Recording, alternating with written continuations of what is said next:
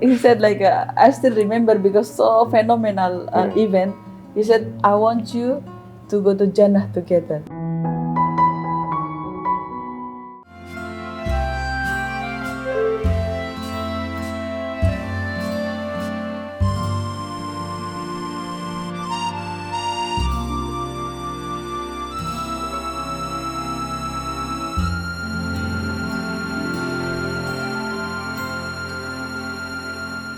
So how is your family reaction when you become a Muslim? Oh yeah, it was 1996 or 1997. So this is before September 11, 2001. Oh yeah. So still the image, public image was not bad. Yeah. Bad. No, Islamophobia is not really. No, not yet at all. Yeah. So okay, if you believe, okay, you believe it. Yeah, like that. So because simply they don't know Islam. So okay, you There's believe. no hidayah. And before Shinto? Yes, my family is a Buddhist. Oh, Buddhist. Yeah. And then now you're becoming the only Muslim in the family. Well, my parents, my father, mother, just made Shahada 2 years ago. Alhamdulillah. Mashallah. But After 20 years. It took 20 years. Yeah. Big dakwah to 20 years. And how makes a convert to? Oh yeah. Oh, that's a very interesting story. Maybe. After I learned Islam, even basic, I try to inform to my parents how it is important because we have not only Jannah in Akhirah, but Jahannam also. So it's very concerned, right? What will happen to the non-Muslim faith. So whenever I meet my parents, I try to inform what the teaching of Islam all about. Okay, I tell, but they don't like it sometimes, you know. It's too much for them. They are already 75 years old. They are already stick to their old religion, right? So they don't want to change, right? It's a mentality of the people, So one day, like when my parents came to our home, they're living in Gifu, a bit far from Chiba, where we are living now. So whenever he came, my father especially came to my house and this meet, and just I want to talk about Islam. But just after maybe 10 seconds, or maybe 20 seconds, that he got angry and he left. Oh yeah. So he doesn't want to listen anymore. Oh, okay. Yeah, so like the relationship became like sour, right? So how to normalize it? Just change the strategy. Okay, let's give some gift for my father, what he likes. So he likes coffee and some kacang. Nuts. So I try to give him. Not to normalize it. Your mom like flower, you. To flower. Like that. Mashallah. So they looks okay now after maybe few months. So okay, so now I want to visit my parents, the Gifu. So we both of us we went there with a determination that okay, the purpose to visit is nothing but to do dawah. What will happen? Whatever happen, we do. We have to fulfill this mission. So we went there, and then the beginning, like, hello, how are you? You know, just general talk. You know, and the first I listened, my parents concerned. What they are concerned now, they are only 75, right? So first they said, my father said that, who will take care of this house? The house. This is where I was born. But because I moved right to Chiba, so now nobody except my parents. So after they passed away, You only the one. my son only first son and the only The only son? Only son. I have one sister, but she already married and live with other family. Right? That's why So, yeah. they asking you. Yeah. So we'll take care of this house. So okay, we will take care of this house. So do not worry. So I just removed the concern. Okay. Number two, they also talk about who will take care of us. You know, this my parents. Okay, after they got like sick, you know, become too old. To move. So no problem. We will take care of you. We will not put you to the nursing home. You know, like an old people home. We don't put you there. So okay. So they also relax. So again, we go abroad and we talk, you know. They took like 4 hours, maybe 4 hours, 5 hours.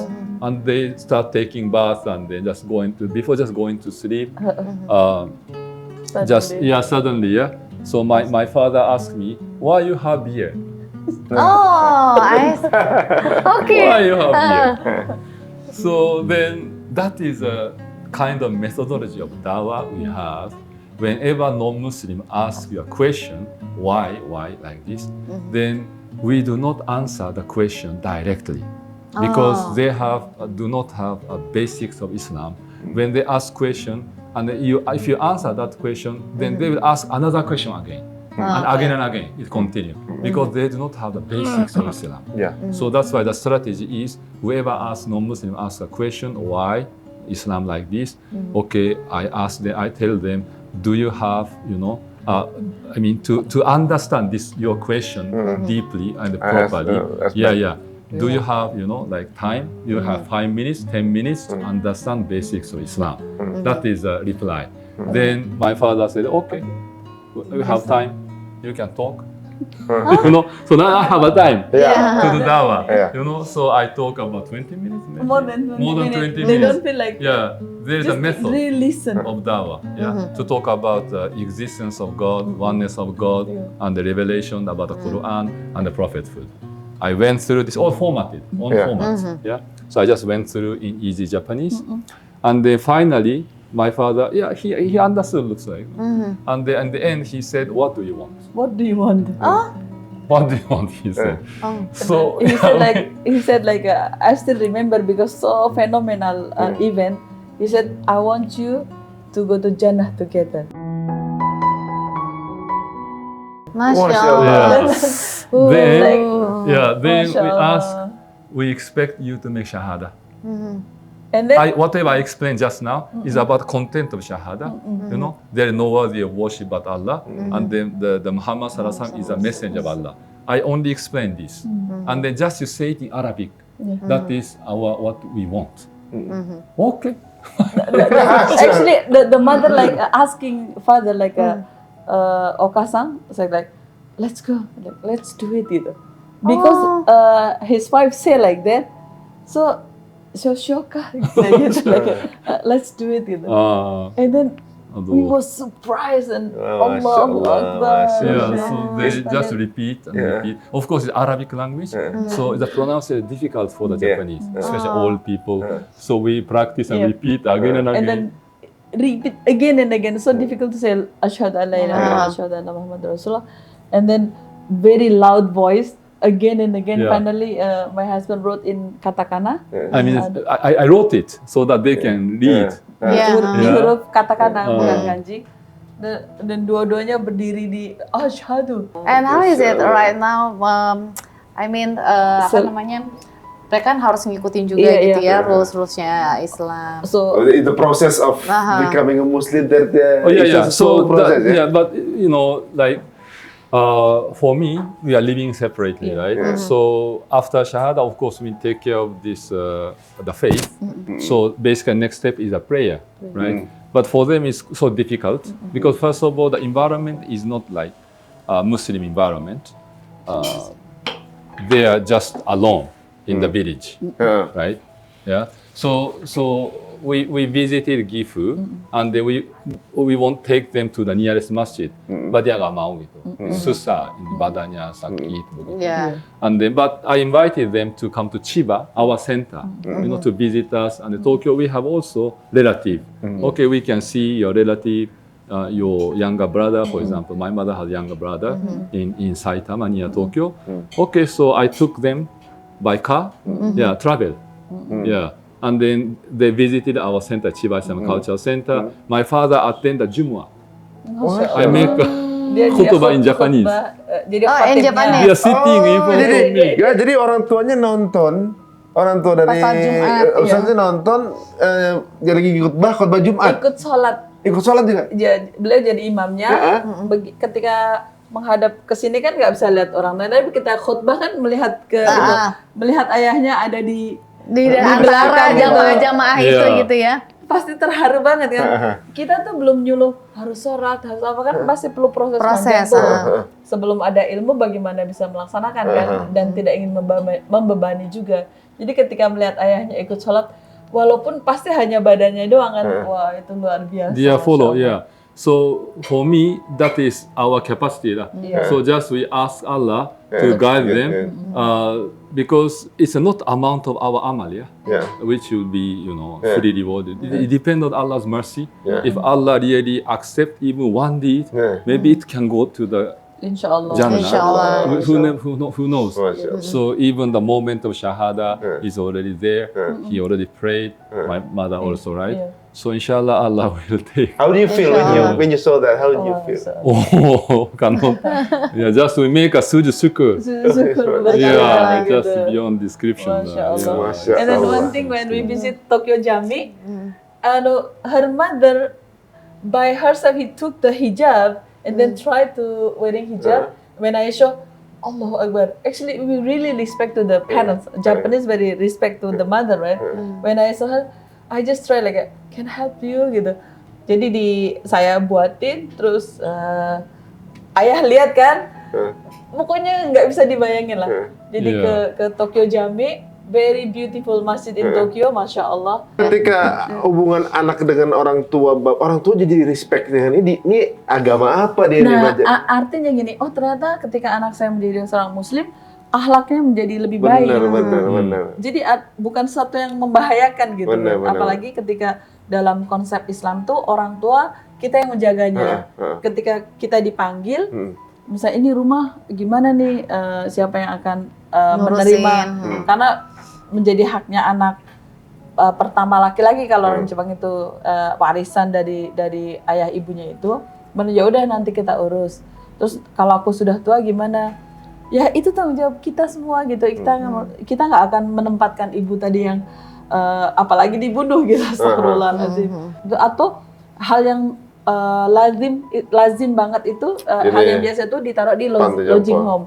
Makanya kenapa banyak nurse dari Indonesia tuh yang dikirim ke Jepang karena untuk merawat orang tua. Gitu. Jadi ketika kita bilang, wah buat kita justru ini satu kewajiban gitu untuk mengurus orang tua ketika sudah tua. Jadi konsep Islam ini mungkin menggetarkan hati mereka sehingga mendapatkan hidayah kayak gitu. Karena bukan cuma sekedar bagaimana dia mengurus orang tuanya, sampai sekarang pun juga mereka juga banyak yang menganut bahwa saya nggak mau punya anak, free child gitu ya. Karena menurut mereka nanti juga karena ya mungkin dari kebiasaan mungkin ya, ketika mereka pun punya orang tua, dirinya sendiri pun nggak mau ngurusin orang tuanya, makanya mereka ngerasa bahwa kalau aku punya anak wasting, buat apa? Bisa anakku juga nanti nggak mau ngurusin aku juga. Ada less kids in Japan. Nowadays, The problem is a less marriage. Less marriage, not only less kids ya. Yeah, that's the result. Ya itu hasilnya. Iya, maksudnya ada kan orang-orang yang living together and get kids. Yeah. The problem is that like my father generation, it was 1970s. This is the baby boom. It's the second baby boom. But our generation, like it should be a third baby boom, but it didn't come. During 90s and the 2000s, this should be a third baby boom, but there are no baby boom. So that's why naturally there is not enough reserve for the new generation, right? So that's why naturally the number of marriage also decrease automatically, right? So automatically number of children also decrease. Oh iya, benar juga, ngaruh juga. Yeah, automatically. So how do you guys met then? In what moment? Oh yeah, you wanna talk? We have different version. Yeah. Already 20 years back, right? So like the memory. Udah nikah 20 tahun? 23 tahun. Oh, dia 23 tahun. Already, yeah. So your version more short. The simple. So in Kobe Masjid. In Kobe Masjid.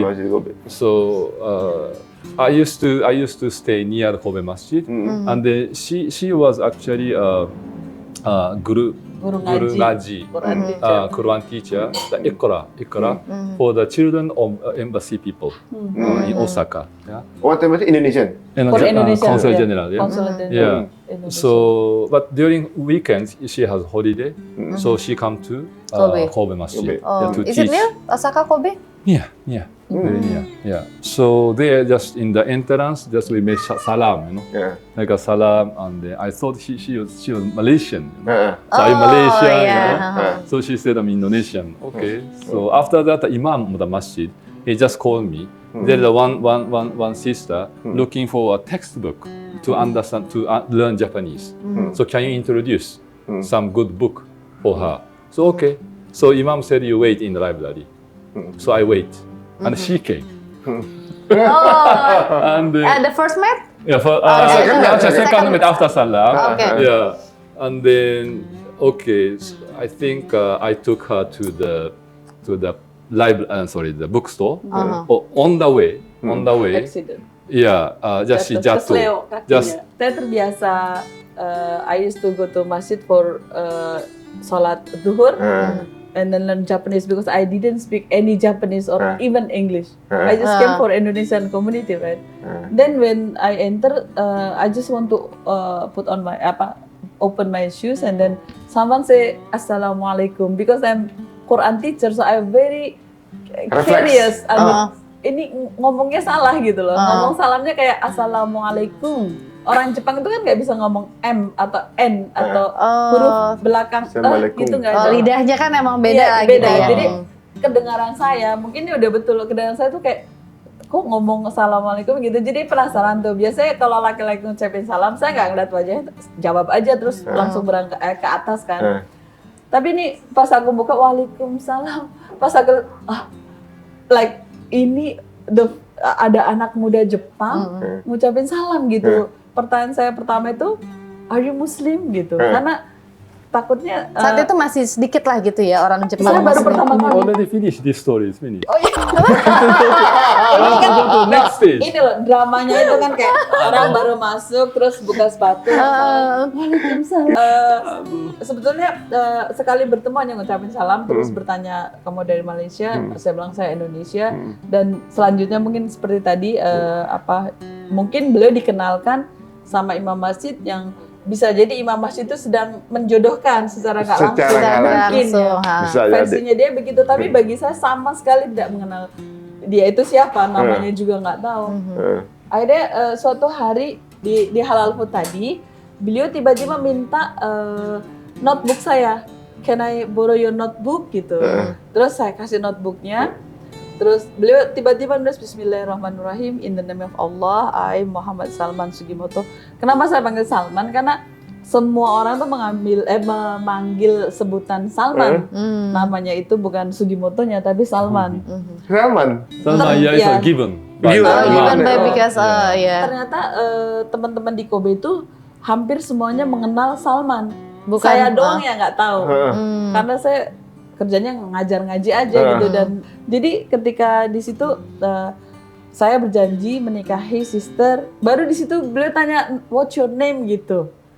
Bayangin belum tahu nama saya, terus tanya siapa nama kamu, terus saya bilang Purwati Kasmaja, spellingnya apa gitu. Saya bilang PURW bla bla bla, if Allah wish. Terus dia tanda tangan, saya juga nggak tahu.